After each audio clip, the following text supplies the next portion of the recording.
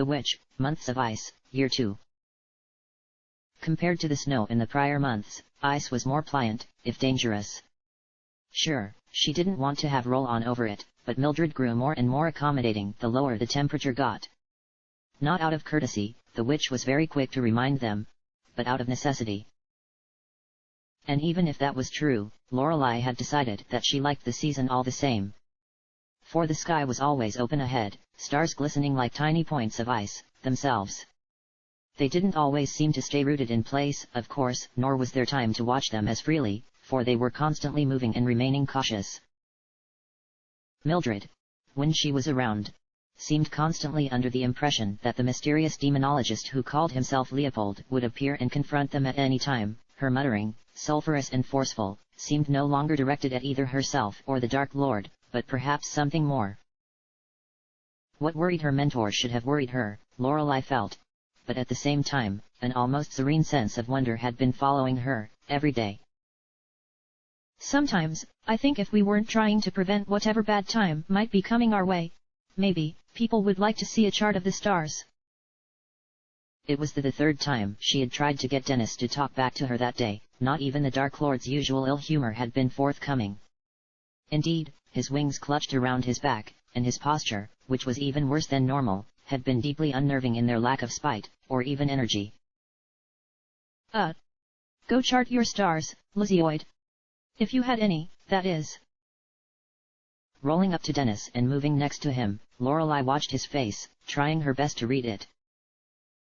She looked for a way to positively describe the scrunched-up and broad jaw where fun went to die, but upon finding nothing good to say about the sour expression on his face, Lorelei gave up and instead focused on the light from his pocket, indicating, among other things, missed messages. So, looks like you've been avoiding people? Maybe some of your kith and kin are worried about you. To her surprise, Dennis shook his head. It's not that. I think I've been getting these messages. I'll tell you about them later. The light came on from his pocket once more, and the Dark Lord winced. Not really interested in checking my phone, right now. Well, that was that then. Lorelei left the, hyperbolically, sighing Dark Lord to his own devices, knowing that when he was in a mood there was only so much she could do. Dennis wasn't an easy person to get along with. But then again, her determination to help was greater than his to be pessimistic. She'd check back in on him in a bit, Lorelei decided. Not that it'd be long before they stopped. Even with ghostly lights helping mark the land when ice flats destroyed any sense of direction and obscured any possible landmark, even with the ghostly fire that warmed them up, even when Mildred was no longer around, and even with the days and nights blending into one another all but seamlessly. Moving too fast and too quickly caught the attention of the creatures that played at the edge of their vision. They reminded Lorelei of the kind of once-loved, underfed animals that had first sought kindness from others in the yards, and then sought something more concrete. Something more edible. Fortunately, they also didn't seem to be especially eager to get into a fight with either herself or Dennis, and when Mildred was around they outright fled. The hateful looks the witch cast in their directions more than enough to make the cold-coated beasts realize they had no chance, here. Kindling. You should not get so lost in thought. It does not do you well to stare into the darkness. How else do you think that one lost his eyes? The sudden and cruel laughter of Mildred brought her back from the shadowy recesses around them. Just because there wasn't vegetation or much visible life anywhere didn't mean that there weren't things to see, and it wasn't the first time Lorelei had been caught wondering what the pillars of ice that seemed to grow from the ground as naturally as any tree were for. Or what the odd flashes of blue bronze that sometimes lit up the sky came from, or the names of the whispering tune that the wind seemed to hum to itself, mournfully, as she and Dennis traveled for what must have been hours without a word between them. I didn't lose my eyes. Just got tired of looking at you.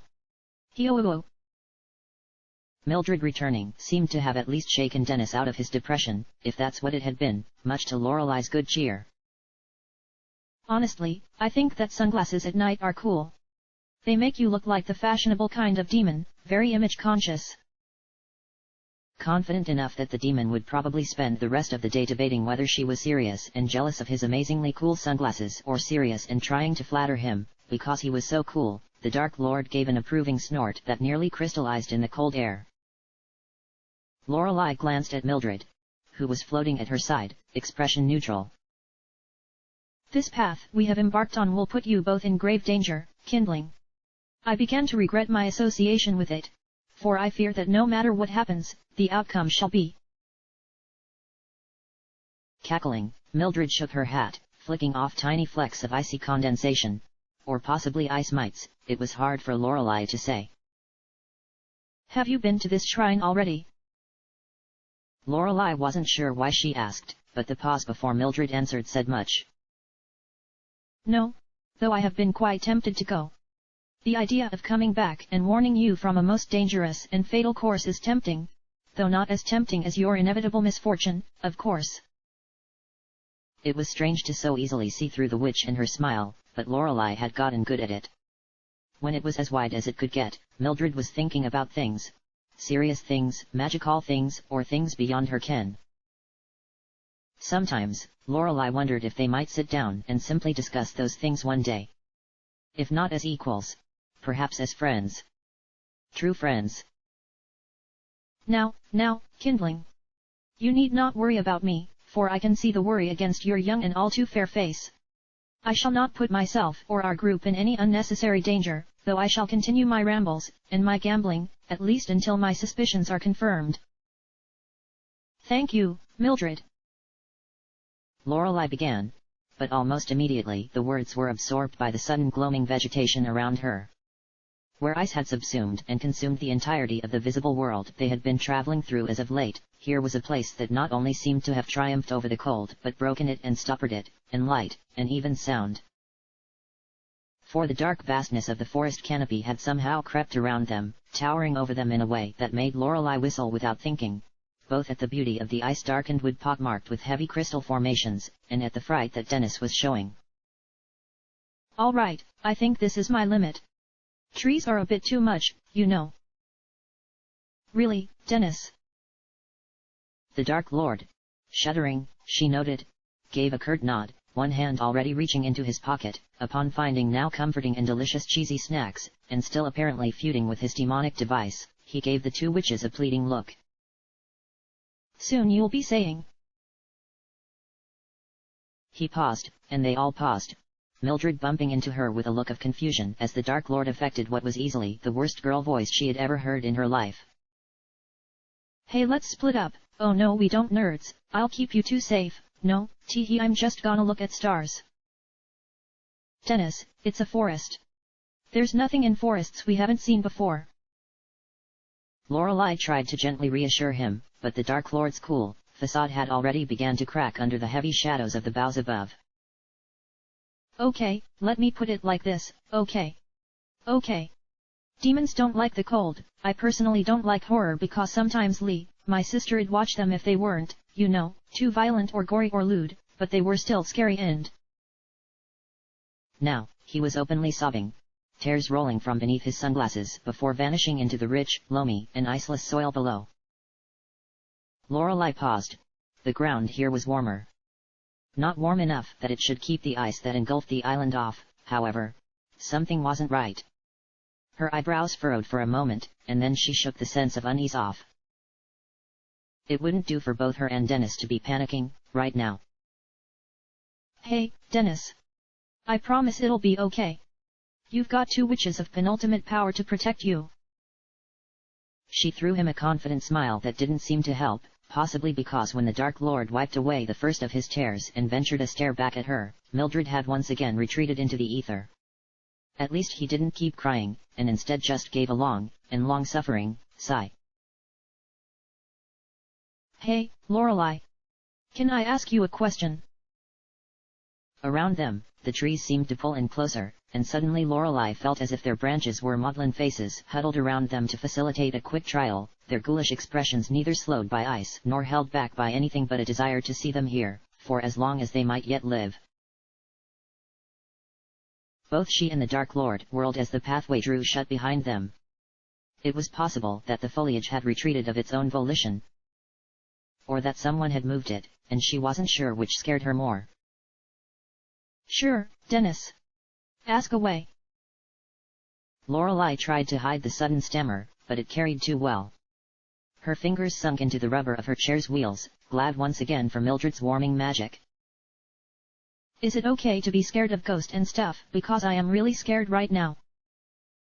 The way he phrased it, it wasn't even in a question. Dennis shook and rolled in place as if he might suddenly fall to the ground, place his hands over his head, and start begging the trees for his life. And because it was Dennis, she couldn't place the possibility entirely out of question. No, more than that. Her eyes narrowed, and Lorelei tried to focus. What had the stars felt like, when they were first being formed? What had their names been, when they had none to name them? What if that man, Leopold? What if he had known they were following him, even as convolutedly as this? Then, Dennis screamed and fell to the ground, but did not beg for his life, instead flailing wildly and decapitating the figure that appeared all too suddenly from behind a barren tree with one blow from his grease-encrusted hand. Admittedly, she had gasped as well, though less at the skeleton itself than the pleasant, grandfatherly voice that managed a brief "Oh, hello. Welcome," before his skull clattered to the ground. Oh dear. That was rather uncalled for, just a minute." Now headless, the skeleton's torso continued to struggle for something to hold onto, and then upon finding Dennis, who had stopped screaming and was now simply rocking back and forth in terror, began to pat down the ground in front of himself as his head beckoned, encouragingly. "Quick, body! To me, please, before consciousness fades, I would hate for—" "Oh. Thank you." With speed that surprised even herself, Lorelei rolled over to the skeleton's skull, took it under the crook of her arm, and wheeled over to the very confused-seeming body. To her surprise, it clicked into place easily. For whatever reason, she had the distinct impression that this wasn't an entirely uncommon occurrence. "Thank you, miss. You are truly kind. I did not mean to cause any distress by my appearance, only the two of you seemed to be lost and scared, so I thought I'd help." The skeleton was quite clearly fretting, and Lorelei started to feel worse and worse about what had just happened. All the more so by the fact that Dennis was still shaking and crawling away, and possibly looking for rocks to hurl, judging by the darting glances he constantly cast to and fro. "No, please, I should apologize. I hope you're not hurt. Do you live here?" I am the witch, Lorelei, and this is my assistant, Dennis." Something about the sentence made her feel more than a little better, even though the insult of being called a mere assistant seemed to rile Dennis up just enough for him to stop cowering and start glowering at the skeleton and herself. Smiling at this minor victory, Lorelei brushed a strand of hair from her eyes. "Oh, not at all. If I'd lost consciousness, I would have had to regenerate, which would have taken too much time, and there's never enough of that. But, oh witch, I am known as Bones, and it is a pleasure to meet you too. Even if this greasy substance is rather unpleasant about the skull." Without a word, Lorelei began buffing the skull with her sweater, pleased that the crunch its stains didn't look too noticeable. "Thank you once more. You are quite kind. As I was saying." "What was I saying?" "We too seemed pretty lost, and we were very scared. My mentor was supposed to meet us here, but she can be quite capricious."